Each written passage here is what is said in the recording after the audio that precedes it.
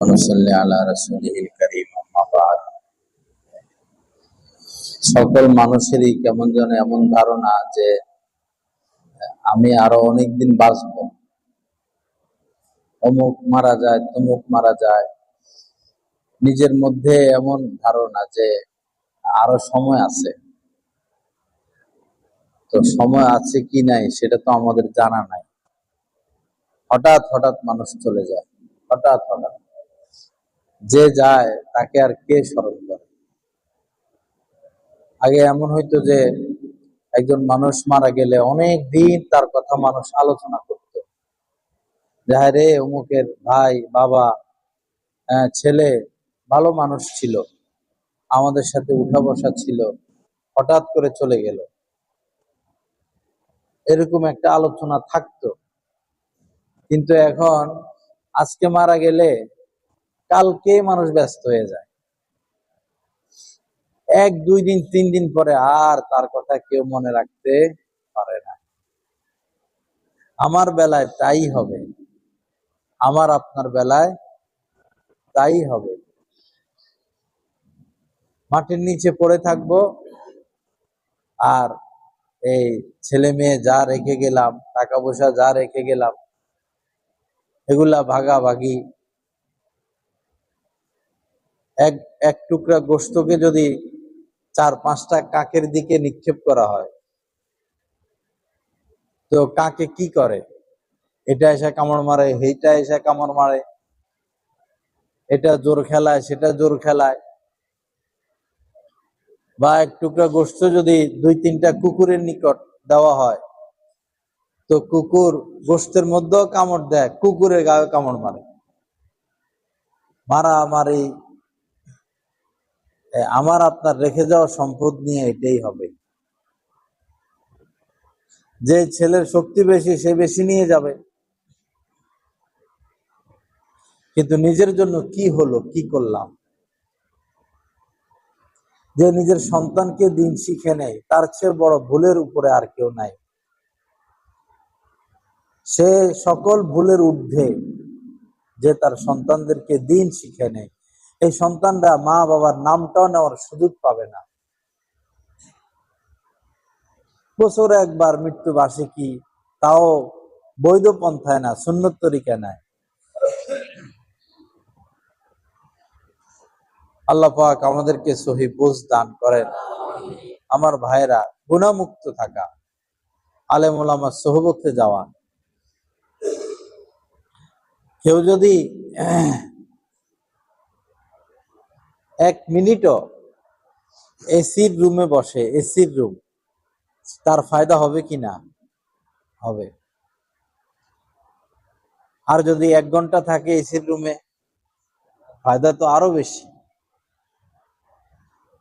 আর যদি একদিন থাকে, তার তো আর এসির থেকে বাইরে হইতে মন চাইবে না। অনুরূপ ভাবে আল্লাহ ওয়ালাদের সোহবতে যদি 1 মিনিটও বসে, মহব্বত নিয়ে, আস্থার সাথে, ভুল ধরার নিয়তে না, মনে কালি রেখে না, কালি মুক্ত মন নিয়ে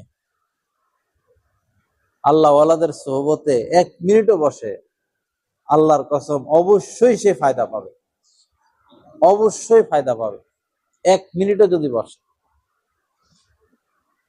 বরং হযরত থানবী রাহমাতুল্লাহ আলাইহি বলেছেন যে আল্লাহ ওয়ালাদেরকে 1 নজর দেখাও যথেষ্ট।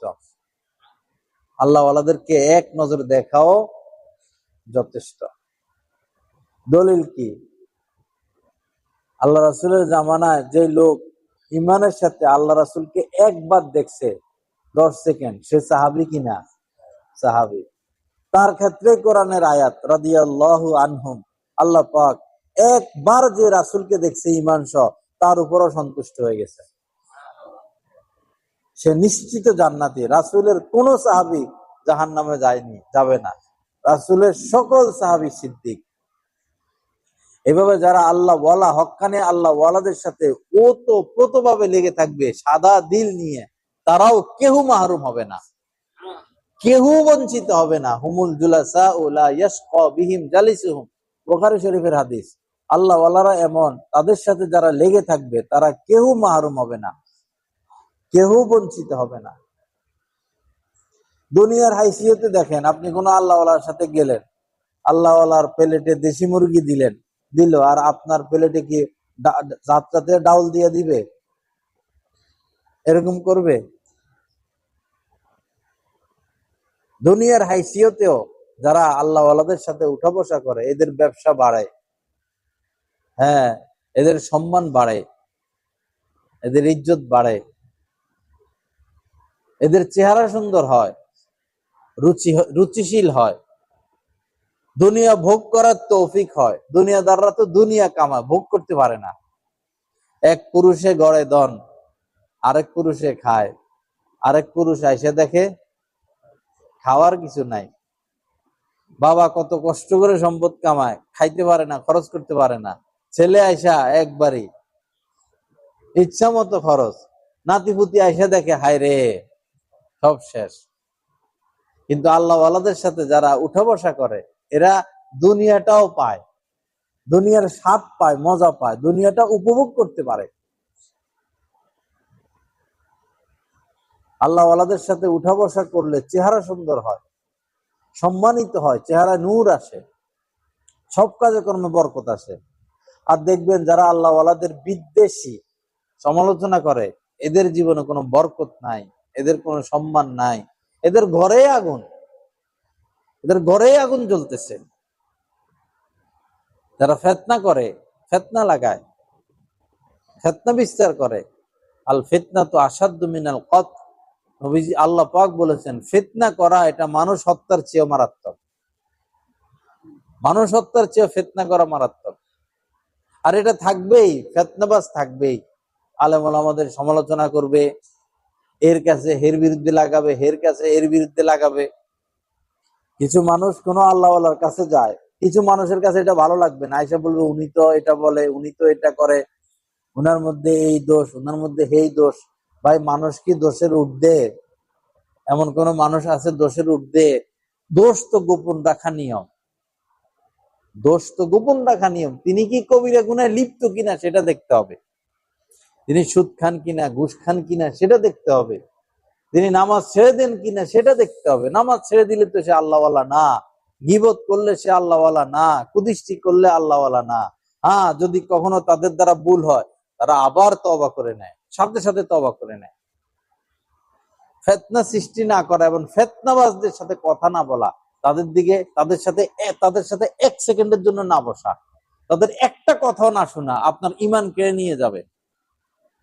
যারা গাদ্দার কিসিমের মানুষ, যারা ফিতনাবাজ, আলেম ওলামার বদনামি করে, তাদের একটা শব্দ যেন কানে না পড়ে, বাস পাশ কেটে চলে যাওয়া, তাদের সাথে কোনো কথা না বলা, কোনো সম্পর্ক না রাখা, ঈমান শেষ করে দিবে। এরা ঈমান বিধ্বংসী।